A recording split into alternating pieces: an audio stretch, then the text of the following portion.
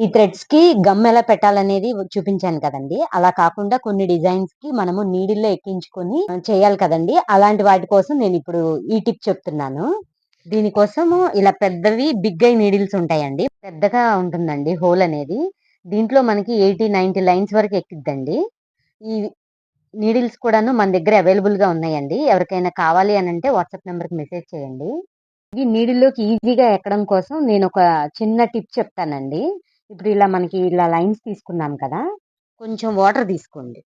Water తీసుకొని వాటర్‌లో ఈ ఎడ్జ్ అనేది కొంచెం తడపండి. తడిపితే మనకి అన్నీ దగ్గరగా వచ్చేస్తాయండి. ఇప్పుడు మనము ఈ నీడిల్‌లోకి ఎక్కించుకోవాలండి. ఇలా ఎక్కించి అనేది చూపిస్తాను. ఇలా మనము ఎక్కించుకోవాలండి. ఒక్క నిమిషం. అదే ఇలా పెట్టేసుకొని ఇలా ఎక్కించేసుకోవాలి.